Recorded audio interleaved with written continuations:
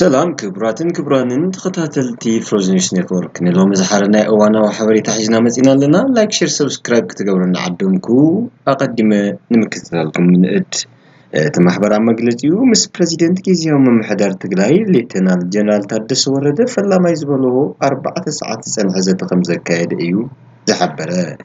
تزات كيزيو ممحدار تقلاي تقرتن قدامنتن كقبرلهم ابزكبو اجنداتات زتكور خوينو حدشن حقفاين سججر منجستي كمسرت يقبا نكابيني منجست حاويسو اب كلهم محاورات منجستن جيزيو بيت مغرة تقراين كلهم تواصلات بوليتيكا تقراين حافاش محاوراتن زتوكللو فتحاو سججر منجست خطايا شالو وخبل اتمحبر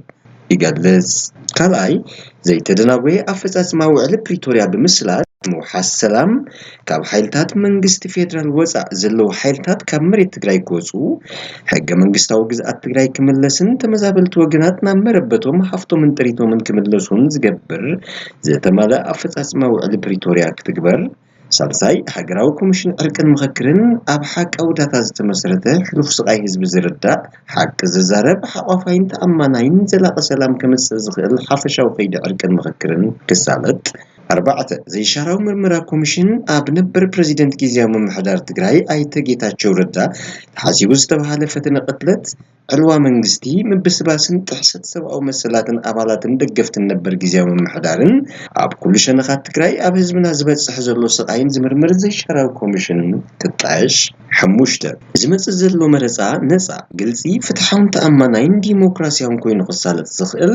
ጥጥሑን ምቹን ባይታ ብምንጻፍ ሕጋዊ መንግስቲ ልዕልነት ሕግን ሐሳብካ በነጻ ምግላጽን ክሰፍን ሻድሻይ ምፍለላይ ውድብን መንግስትን አብ አድላይነት ምጥንኻር ትካላው ዓርሰ ምርኮሳ ማሐወር መንግስቲ ተግባርን ግደ ውድብን መንግስትን ነጽርካ በንፍላይ ንጡፍ አፈጻጽማ ማህደራ መንግስቲ መርግጋት ሸዋዓተ ተሐታትነትን ግልጽነትን ዝተጎናጸፈ ማህደራ ሀፍት ተፈጥሮ ክታጣጦ ንዋንነት ህዝብ ሀፍት ትእምት ሓዊሱ አብ አጠቃቅማን ማህደራን መሬት ማዕድንን ካልኦት ሀፍት ተፈጥሮን ግልጽን ተሐታትነትን ዘጎናጽፍ መስረት ክታጣጦ ሸሞንተ ሪፎርም ጽላታት ጸጥታን ድሕንነትን ክታጣጦ ኃይልታት ጸጥታን ሰራዊትን ናይ ህዝብ ዝገብር አብ ኃይልታት ሰራዊትን ፖሊስን ምልሻን ንጹር ሓላፍነት ቅመጥን ሓድነት አዝበስት ሰራዊትን ኃይልታቶምን ክረጋገጽን አብ ሞዳታ ማህበር ዓለም ለኸ ምሁራት ተጋሩ ንግልጽነትን ዕውት ዘተኸሳለጥን ዝወሰድዎ ተበግሶ ንፕሬዚደንት ጊዜያዊ መምሕዳር አመስኪኑ አብ ተንዝተልዓላ ነጥብታት ማህበር ዓለም ለኸ ምሁራት ተጋሩ ዝሓዞ መርገጺ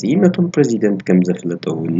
حبيرو أبون برسبة ويان حرنا تجري واحد مستمز جرمن دشوبلي أبزك كهدو على محتد حزي أب تجري زلا السلام كعسلن فتح خرجا جزنينا نطلب قبل جليسو أب على تجري حزب خم حزب المزنات شتوز جبر جونوسايد يتفسيمو زبالو دكتور دبرسيون بعزز أنت توقينات ما علم لخو جبن بحر زلو جبنات أم في السام كالوت هجرات ونستسات فضل مستمغانو تحت نت نمرجاز أبزبي توداي نت قريب كاف تخرج رجاجز أي كألن فتحن الرجاجز علم لخاو تساتفون تبقسون تحويسوه أب علم لخاو برك مجابايا أنت رأيو فتح الرجاجز الكبنو زحبر وتم بريزيدنت نحنا زلا السلام كسفنن فتح الرجاجز أنينا نتقلب نحنا بتستفز أمس أنت توخينات كدا يزغون حزبنا عدن كحو إنا نسرح قبلو أسميرهم لو بتوسخي كنا بسلو زي حوي حزبي أبزللو كم مربتهم تمزابيلهم أبسط يزركبو مليونات حزبي نبيتم أبزي تملسلو عشحات أب سودانن فقدون فحفح أبزبل اللخنتات داقم كيناتن ورخيناتن مسمع عزي خب فيديو كبلو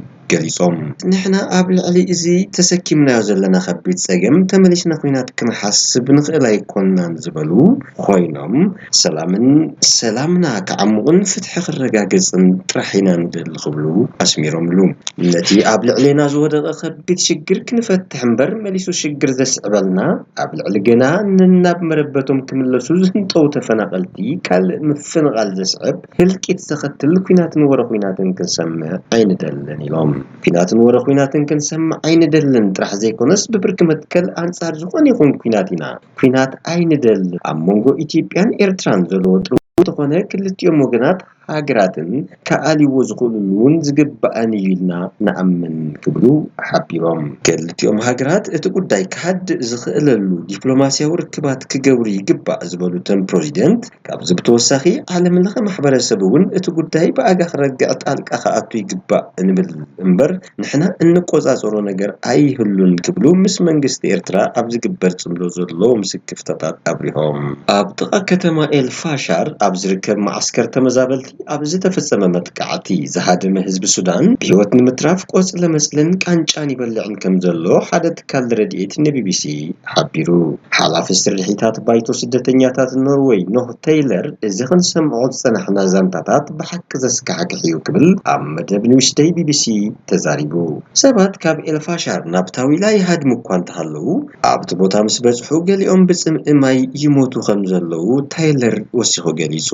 ኣብ መንጎ ኤልፋሻርን ታዊላን ኣብ ዝርከብ መንገዲ ክሳዕ ሕጂ ሬሳታት ከም ዘሎ ዝገልጽ ዛንታታት ሰሚዕና ኢና ዝበለ ታይለር ኤልፋሻር ኣብ ምዕራባዊ ዞባ ዳርፉር ሱዳን ኣብ ትሕቲ ምቁጽጻር ሰራዊትን መሻርክቱን እትርከብ ናይ መወዳእታ ከተማ እያ ኣብ መወዳእታ ናይ ዝወር ሕዚ ዳዕመ ሰሪዕነታ ኣብ ጥቕኡ ዝነበረ ማዓስከር ዛምዘም ብምትካሕ ዓሰርተታት ኣሽዓት ሰባት ካብቲ ግዜያዊ መዕቆቢኦም ክሃድሙ ኣገዲዶም ብዙሓት ነበርቲ ዛምዛም ቅድሚ ሕጂ ኣብ ዳርፉር ካብ ዝነበረ ግጭታት ድሕሪ ምህዳሞም ንኽልተ ዓሰርተታት ዓመታት ኣብኡ ዝጸንሑ እዮም ዳዕመ ሰሪዕ ንዝሓለፉ ክልተ ዓመታት አንጻር ሰራዊት ሱዳን ክቃለስ ጸኒሑ እዩ እዚ ኩናት እዚ ኣስታት 150,000 ዝግመቱ ሰባት ዝቀተለን ኣስታት 13 ሚልዮን ካብ ገዝኦም ክሃድሙ ዘገደደን እዩ ትካላት ረድኤት ኩነታት ሱዳን ኣብ ዓለም እቲ ዝኸፍአ ሰብኣዊ ቁላብ ምዃኑ እኳ እንተገለጻ ኣርባዕተ ሃገራት ብጥሜት ናብ ዝተሃሰዩ ከባቢታት ሱዳን ዘብጽሑ ሓገዝ መክቢ ብሰንኪ ዋሕዲ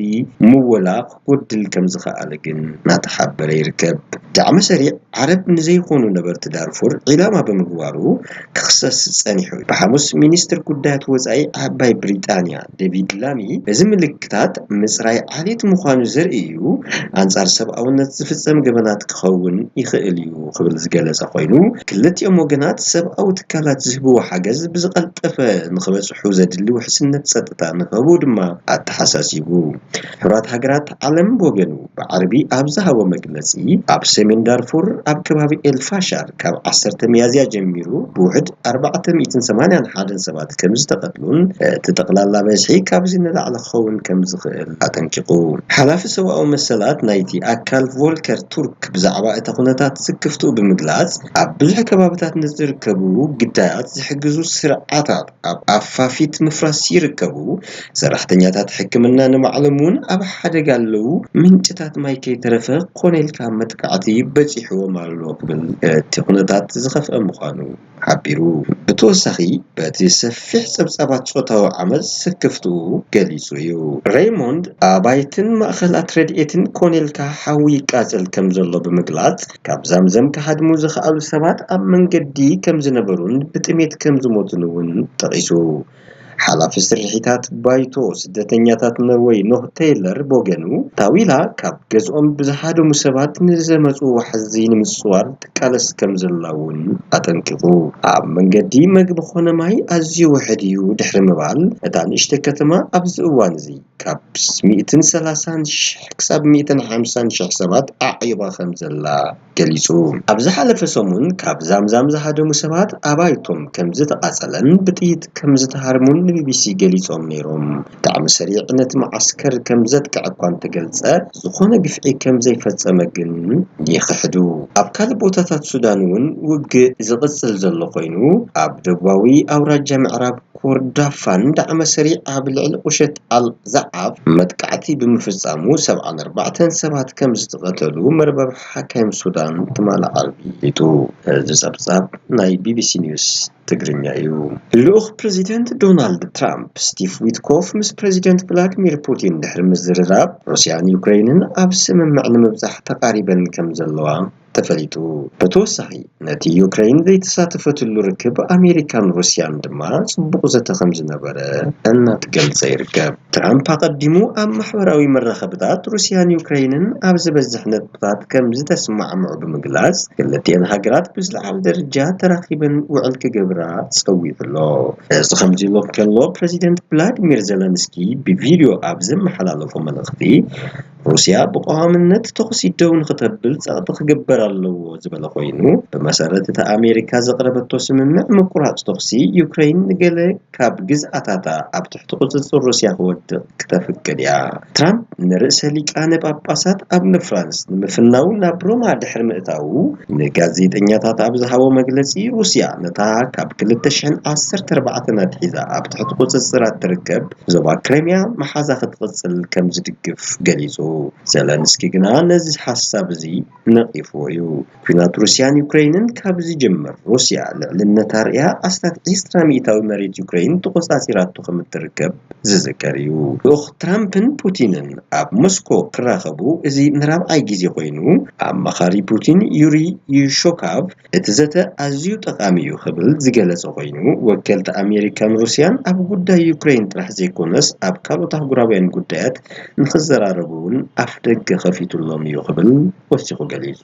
ፕረዚደንት ፑቲን ዝሓለፈ ሰሙን እቲ ኩናት ካብ ዝጅምር ንፈለማ እዋን ምስ ዘለንስኪ ንምዝርራብ ድሉ ምዃኑ ምግላጹ ዝዝከር እቲ ንበዓል ፋሲካ ብስብል ምኽኒት ዝተበጽሐ ስምምዕ ምቁራጽ ተኹሲ ን30 መዓልታት ንምንዋሕ መደብ ተታሒዙ ነይሩ ዋላ እኳ ዘለንስኪ ንዞባ ክሬምያ ኣብ ኢድ ሩስያ ምግዳፍ ቅቡል ከም ዘይኮነ ብተደጋጋሚ ተገልጸ ድሕሪ ስምምዕ ተኹሲ ደው ምባል ግን ካልኦት ነጥብታት እውን ክዝተየሎም ከም ዝኽእል ተገሊጹሎ ብመሰረት እቲ ኣሜሪካ ብዛዕባ ተኹሲ ደው ምባል ኣመልኪታ ንሰበስልጣን ኤውሮጳ ዘቕረበቶ ሮይተርስ እውን ዝተመልከቶ ውጥን ሓደ ካብቶም ዓላማታት ናይቲ ስምምዕ ውሕስነት ዩክሬን እዩ ዩክሬን ንጸጥታ ኣመልኪታ መርገጺ እኳ እንተፍለጠት እቲ ውጥን ዩክሬን ናብ ውድብ ሰሜን ኣትላንቲክ ኔቶ ከይትጽምበር ግን ከም ዝኸልክል ይንገር ስምምዕ ምቁራጽ ተኹሲ ምስ ተበጽሐ ብዛዕባ ኣብ ትሕቲ ሩስያ ዝርከቡ ግዝኣታት ዩክሬን ብዝምልከት ዝተኽጅመር ምዃኑ እቲ ሰነድ ይሕብር ትራምፕ እቲ ኣብ ሰሙን 5,000 ዩክሬናውያንን ሩስያውያን ዝሞቱሉ ዘለዉ ኩናት ከበቃ ምዃኑ ሓቢሩ በተወሳኺ እቲ ፕረዚደንት እቲ ዝርርብ ምስ ተወድአ ኣብ ጽቡቕ ስምምዕ ክንበጽሕ ኢና ክብል ተስፍኡ ገሊጹ ኣሜሪካ ኣብ መንጎ ሩስያን ዩክሬንን ምቁራጽ ተኹሲ ስምምዕ ክበጽሕ ንዘርእየቶ ተገዳስነት ካብ ዩክሬን ክቡር መዓድናት ዓስቢ ከም እትቕበል ክግለጽ ጸኒሑ እዩ እንተኾነ ግን ነዘን 3 ዓመታት ኣብ ኩናት ተጸሚደን ዘለዋ ሃገራት ንምሽምጋል ቀጻሊ ዲፕሎማስያዊ ጻዕርታት ይካየድ እኳ እንተሎ ሩስያ ኣብ ልዕሊ ዩክሬን ተካይዶ ዘላ ወራር ኣብ ዝሓለፈ ሰሙን እውን ቀጺላቶላ እዚ ከምዚ ኢሉ ከሎ ሓደ ላዕለዋይ ሩስያዊ ወታደር ኣዛዚ ኣብ ርእሰ ከተማ ሞስኮ ከም ዝተቐተለ ሰብ መዝቲ ሃገር ሓቢሮም ኣለዉ እቲ ቅትለት ፍሉይ ልኡኽ ፕረዚደንት ኣሜሪካ ምስ ቭላድሚር ፑቲን ንምርኻብ ናብታ ከተማ ኣብ ዝኣተወሉ እዋን እዩ ተፈጺሙ ዘሎ ጀነራል ያሮስላቭ ሞስካሊክ ኣብ መኪና ብዝተጻወደ ነታጊ ከም ዝተቐትለ እቲ ሓበሬታ ይጠቅስ እቲ መጥቃዕቲ ብዩክሬን ዝተፈጸመ ከም ዝኾነ እዮም ሰብ መዝ ሩስያ ዝዛረቡ ዘለዉ ኣፈኛ ክሬምሊን ዲሚትሪ ኣብ ዝሃቦ መግለጺ ስርዓት ኬብ ኣብ ውሽጢ ሃገርና ሽብራውን ጥፍታት ምፍጻም ይቕጽላሉ ክብል ነቒፉ ወገን ዩክሬን ግን ብዛዕባ እቲ መጥቃዕቲ ይኹን ብሞስኮ ዝቐርብ ዘሎ ክስታት ዝተውሃበ ግብረ መልሲ ዛጊድ የለን ነቲ መጥቃዕቲ ሓላፍነት ዝወሰደሉ ኣካል እኳ እንተዘየለ ዩክሬናውያን ዝፈጸሙ ከይኮነ ከም ዘይተርፍ ግን ይንገር ኣሎ ዝተቐትለ ጀነራል ኣብ ቤት ጽሕፈት ጠቕላላ ስታፍ ሰራዊት ሩስያ ሓላፊ ስርሒታት ምንባሩ ጸብጸባት የመላኽቱ ኣብ ዝቐረባ ዓመታት ሓያሎ ላዕለዎት ወታደራውያን ሓለፍቲ ሩስያ ኣብ ውሽጢ ሞስኮ ከም ዝተቐትሉ ይፍለጥ ኣብ መፋርቕ ወርሒ ታሕሳስ 2024 ሓላፊ ኒኩሌራዊ ስነ ቀመማዊ ስነ ህይወታዊ ኣጽዋር ሰራዊት ሩስያ ዝነበረ ጀነራል ኢጎር ክሪሎቭ ኣብ ኣፍደገ ዝነበረ ህንጻ ብዝተጻወደ ቦምብ ምቕታሉ ይዝከር ሂደት መዓልታት ተቐድመ ቢሉን ፍሉጥ ሳይንቲስት ሚሳይላት ሩስያ ኣብታ ከተማ ኣብ ዝርከብ መናፈሻ ተቐቲሉ ተረኺቡ ነይሩ አፈኛ ሚኒስትሪ ጉዳያት ሩሲያ ማሪያ ዛካሮቫ ግብረ ሽበራ ይኸትብል ንቅትለት ናይቲ ጀነራል ገሊጻቶላ ሎሚ ሓደ አባል ሰራዊት ሩሲያ በቲ ኣብ ሞስኮ ዝተፈጸመ ሽብራዊ መጥቃዕቲ ተቀቲሉሎ ድሕሪ ምባላ እቲ ምስ ዩክሬን ዝቅጽል ዘሎ ግጭት ክብል ከም ዘለዎ አመልኪታ ካልኦት ምስ ቤተ መንግስት ክሬምሊን ርክብ ኣለዎም ወይን ፕሬዚደንት ፑቲን ይድግፉኦም ዝበሃሉ ውልቀ ሰባቱን በተመሳሳሊ አግባብ ክቅተሉ ጸኒሖም እዮም በኻልእ ወገን ንኹናት ዩክሬን ሰላማዊ ፍታሕ ንምንዳይ ብፕሬዚደንት ትራምፕ ፍሉይ ሓላፍነት ተዋሂቦ ዘሎ አሜሪካዊ ልኡኽ ስቲቭ ዊትኮፍ ምስ ፕሬዚደንት ቭላዲሚር ፑቲን ተራኺቡ ተዘራሪብሎ እተን 3 ሰዓታት ዝቐጸለ ዝርርብ ውጽኢታዊ ምንባሩ ተሓጋጋዚ ፑቲን ዩሪ ኤሻኮቭ ተዛሪቡ ትርክብ ነቲ ኣብ መንጎ ሩስያን አሜሪካን ኣብ ጉዳይ ዩክሬን ጥራሕ ዘይኮነስ ኪንዮ ዝኸይድ ፍልሊ ከም ዘጽብበውን እቲ ተሓጋጋዚ ገሊጹ ክልቲኦም ወገናት ሩስያን ዩክሬንን ቀጥታው ዝርርብ ዘካይድሉ ኩነታት ንምፍጣር ዝዓለመ ረዝብ ከም ዝካየዱን ኢሽኮፕ ሓቢሩ ሰነድ ናይቲ ዝካየድ ዘሎ ዝርርብ ከም ዝረኸበ ዝገለጸ አገልግሎት ዜና ሮይተርስ በወገኑ ክልተ ዝተፈላለዩ ዕማመታት ከም ዘለው ይሕብር እቲ ሓደ በአሜሪካ ዝቀረበ ክኸውን ከሎ እቲ ካልኣይ ድማ ብሕብረት አውሮፓን ዩክሬንን ዝቀረበ እዩ ክልቲኡ ዕማመታት ጸጥታ ውሕስነት ክህሉ ዝጠልብ ኮይኑ እቲ በወገን አውሮፓን ኬብን ዝቀረበ ግን እቲ ውሕስነት ብተምሳል ወታደራዊ ኪዳን ሰሜን አትላንቲክ ኔቶ ክኸውን እቶም ብዘይ ሕጋዊ መንገዲ ብሩሲያ ካብቲ ጎቢጣ ሒዛቶ ዘላ ከባቢታት ዩክሬን ዝተወሰዱ ኣሽሓት ህጻናት ክምለሱ ከምኡን ናይ ኩሎም ምሩኻት ኩናት ምልውዋጥ ክግበር ይጽውዕ ብዘይ ካዚ እቲ ዕማመ ንግዛኣታዊ ኣፍልጦ ናይቶም ብሩሲያ ዝተጎበጡ ዞባታት ምብራቕ ዩክሬን ከምኡን ብዛዕባ ዳግመ ህንጸት ዝዓነወ ትሕተ ቅርጺ ከተማታት ዩክሬን ዝምልከቱን ኣለዎ ጉዳይ ካሕሳውን ከም ዝተለዓለ ጸብጻብ ሮይተርስ እናጠቀሰ ይርከብ እቲ ኣብ መንጎ ክልተ ዓበይቲ ቁጥባታት ዓለም ዝካየድ ዘሎ ንግዳዊ ኩናት ሕጂ ኣብ ሙሉእ ናህሪ ይርከብ ቻይና ናብ አሜሪካ ትልእኮ ሰደድ ክሳብ 245 ሚእታዊ ቀረጽ ዘጋጥሞ ኮይኑ ቤጂንግ ድማ ካብ እታወታት አሜሪካ 125 ሚእታዊ ቀረጽ ብምኽፋል ግብረ መልሲ ሂባ ዓለም ለኻዊ ቁጠባዊ ድቀት ከይፍጠር ስግኣት እናወሰኸ ኣብ ዝኸደሉ ዘሎ እዋን ቀምቲ ትካላት ንግድን ዕዳጋታትን ከጋጥም ካብ ዝኽእሉ ዘይተገመተ ተሳዕበይናት ተዳልዮም ኣለዉ ፕሬዚደንት ሺ ጂንፒንግ ንዘተ ቁርብ ምዃኑ በተደጋጋሚ እኳ እንተገልጸ ኣድላይ እንተኾይኑ ግን ክሳብ መወዳእታ ከቃለስ ምዃኑ ኣጠንቂቑ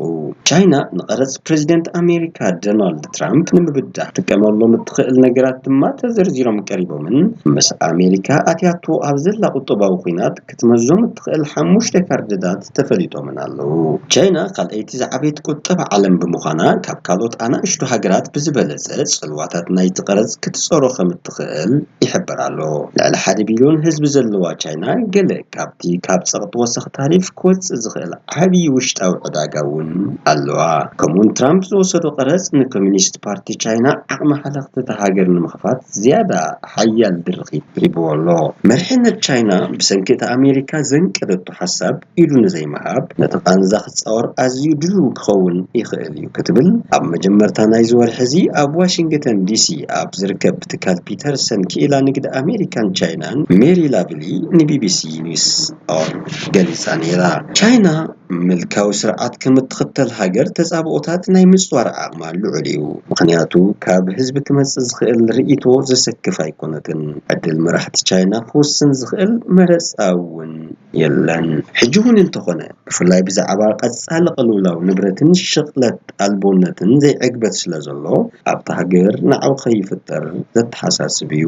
ኣብ ልዕሊ ቀረጽ ዘሎ ቁጠባዊ ዘይርጉጽነት ነቶም ሃገሮም ቻይና ተዓቢ ከም ዘላ ጥራይ ዝፈልጡ መናእሰያት ካልእ መውፅኡ ዴሳው ሰልፊ ቻይና ኣብ ልዕሊ አሜሪካ ዝኣወጀቶ ቀረጽ ሕነን ምፍዳይ ሃገራዊ ስምዒታት ክቁስቁስ ዝጸንሐ ኮይኑ ማዕኸናት ዜና መንግስቲ ሃገር ድማ ሰባት ከጋጥም ንዝኽእል ጽልዋታት ብሓባር ክጻወሩ ይጽውዓ ኣለዋ ፕሬዚደንት ሺ ጂንፒንግ ክጭነቕ ይኽእል ይኸውን እዩ እንተኾነ ግን ሃገሩ ክሳብ ሕጂ ተጻራርን ርእሰ ተኣማንነትን ዝመልኻና ኣውፅያላ ሓደ በዓል ስልጣን ሃገር ሰማይ እንተኾነ ይወድቕ ትብል ተዛሪቡሎ ቻይና ፋብሪካ ዓለም ተባሂራ ትፍለጥ ሃገር እውን እንተኾነት ወናኒት ምዕቡል ፋብሪካታት ንምዃን ግን ቢልዮናት ዶላራት ከተፍስስ ከም ዝጸንሐት ዝፍለጥ እዩ ቻይና ኣብ ትሕቲ ሺ ጂንፒንግ ኣብ ቴክኖሎጂ كاب أمريكا سبللتان موساد كتودادر صنيحايا كاب تحدث حيلي تشيبس كساب سبز سرحو بالحي وي AI أو وشت عد بزعابي تكنولوجي بزح وفري كيريو أبنت نايجي دما اتا نتشات جي بي تي مودادر تخوينو زخبر زنبر تشات بوت دي بي سيك كمون زحلف عامت نتيسلا سعرو أبا عالم زعابي سراحي إلكتريك تشكركرتي EV زخونة BYD يركبهم أبل بكم بعال هواوين فيفون زعمسلو ناي وشت عد مودادر تكسن صنيحيو أب قرب أوان بيجينغ أب زغسلو 10 عامتات لحد $1 تريليون نمهزوتات كينتاو بالحين مالتون AI نمدقف مدب كم زلوا أفليتان يرام كوبانيات أمريكا قرب سنسلتن كاب تشاينا نمرحق فتينا نكوان تنبرا أب كالبوتاتات كن تمساسال الدرجات تحت قرصن كيلاتات قلبت نمركاب تسقيمانين أب نفس وقف درجة زركبو تشاينا ويانا فريتي نتحقر نعسرتات عامتات زيسان حب اللجا يوموا صنيعهم يوم اتي مودادر تزيبلو خلت قرب سنسلتن دقف منغستن تشاينا أبز نقداو كينات حيال تقاطاميت كتخون أخيلو عيو بيجينغ كاب زحلفة إبرا سلطان ترامب جميرا نزغت الدالو صنيحايا ترامب أب كل تشحن 10 تشمونتن سولار چانلات تشاينا بقرز كاب زوقعت حيزو بيجينغ كنيو بأمريكا زمراح على ما وسرعات نمزع زملكة مدبات نختك كلاتف منكح دول نيرو كتب ليا تقلص مست جلوبال ساوث تباهيلو زفلت زمدنا عن مدلل أكاد عمد نقدن تحت قرصن بليونات أو فيرات ليا تشاينا مش دبوباو مبراق إسيا لاتين أمريكان أفريكان زلوان نقداو ركبات بمسفعفح هالوات أمريكا أبتخبا بختهسسيا سعيرا زلا أو حدوان حرصتوت أمريكا 400 طلب أداقرا تشاينا يقربو نيروم إذا حاز حجي ناب 200 قوليلو الله دهري يتزحلف نقداو هنات بيجينغ أو وشت حجر مهرتي أداقرا بمعباي كاب تحجز عبيت أقرابيت أداقرا زخونة برازيل كبروسن زسبرة بزح أداقرا عديقا أب يونيفرسيتي سيدني أب تكال ركب أوستراليان تشاينان تحقاقازيت بروفيسور مارينا يوجانغ اتميلا بحانت ونشف كل الطعف كم زبها الكوينو كابتي أب حدوان حرش أمريكا مسوط زنبر عداقا قز زخلن لناي تشاينا وحسنة مقبي مرقا قز زهابنيو كتب القليسة أمريكا دحر حجي اتازع عبيت ناب تشاينا مهرتات تسدد حقر أيكونتن اتبوتا حجي ناب ربوبا مبراق إسيا قزو زير الله تشاينا أب كل تشن 23 نسس حقرات زعبيت ناي نقد مشارخ تهاجر يعني را ازدما كاب أمريكا دارقا بعصفي زايدة ايو تشاينا أب عالم زعبي سدد زقبرو تكالات التونن هاجر كوينا أمودا تغلتشن 24 كبروسن زحازة حلفي $1 تريليون أمزجي بايا زمالتكن اتزعبيت كتب عالم زخونة أمريكا نتشاينا وسانيت ناي نقد مشارخ تيكونت المالات يكونن واشنطن نتشاينا ناب حدوسن كتسقعاقن قليل أيكخونن مالتيو أمريكا نتشاينا نمنسأل كلتي أوي نقداوزة كتتكم مخانا زقل سبسابات سعيبو تشاينا كالوت حقرات بوهاق عداقا تشاينا أبسم معقيبة صحا أتنكرا لذي نمبزحتو كفال عالم زي كالم رجعيو منيستر نقدي ماليزيا تينكوغو زافرول عزيز زحالف سومن بي بي سي أبزهابو مقلتي كنمرز أين خيلنينا أمونغو تشاينا أمريكان فسيم ناين مرسن كبل قليسو ترامب أمود أتاميازيا دحرم أواجو سفح زبالة تاريف أكسيونات أبزو وردلوان صنع مركزي حيزو يزركب انتوانا ملو بملو تتاويو دحر برتع مشت أبوند منقست أمريكا مبزحتيو كاب تقرط نتيس عالتات دو أبيلو ترامب كاب شعو جمير مس تشاينا زنبرا نقداو وطري كقود المخان بمقلاس قابل عنا قحد تشاينا زخفل كرز بعبي إكورديو كن زيرو يخوننيو إلو سلازي بيجينغ حج عراقا بوند ترامب كناوزو 5 فريد الله يبو كيلاتات تشاينا شو $100 بليون بوند منقست أمريكا زلوا حقريا قليهم إذن تشاينا حيل كهبايو يبلو مع قناة زينا تشاينا نعدقيت بوند أمريكا مشات ويمعقات زبل حساب كما أزوار بقصالي يكالحوين تشاينا جن أب كم زبل خندات كي تقول اتكتوز 5 تخيل زت انقو خيلاتات موفرتات بيجينغ أب عراقا بوند عبي كسارة سعبن نبات إيرا تشاينا كي يرقاقعون يخيليو كبرو يحبرو تشاينا ببوند قند منجست أمريكا سقط تكبر التخيل كسب حدا نتبترأيو زبل دكتور جانغ تشاينا أموت عن مصرين قال معدنات ببحث تسلت قوزاتر كم التقوسي كتتكمل لهم تخيل يا زوم معدنات ما نزمع عمل تكنولوجي مانيفاكتشرينج أقدش تزغونو زتفضلوا بعثات يوم تشاينا أب إلكتريك تسرح تشكركرتن ترباينات نفاسن زوعل ديسبوزيمن أم موتر جت نمقط تصار شفان ذهب يوتريمن زعمسلو أقدست معدنات اللوا تشاينا AI chip نمسرح أقدست تزغونو معدنات زعمسلو شو معدنات ناب أمريكا سدت كي يجبر بمدرات ناي ترامب وسانتات كرز ملهش هيباتو اللي أتركب الزبزاب ناي BBC نيوز تقرينيايو كبرانن تخطاتلتي فروز نيوز نيتورك نلوم زبلنا حبريتان ندخل كتاتل وصنا خوي مسل نمكتتالكم من لايك شير سبسكرايب بمغوار از ميديا أمارا زي ميديا حزب تقراي كخون تكال كل تقبرو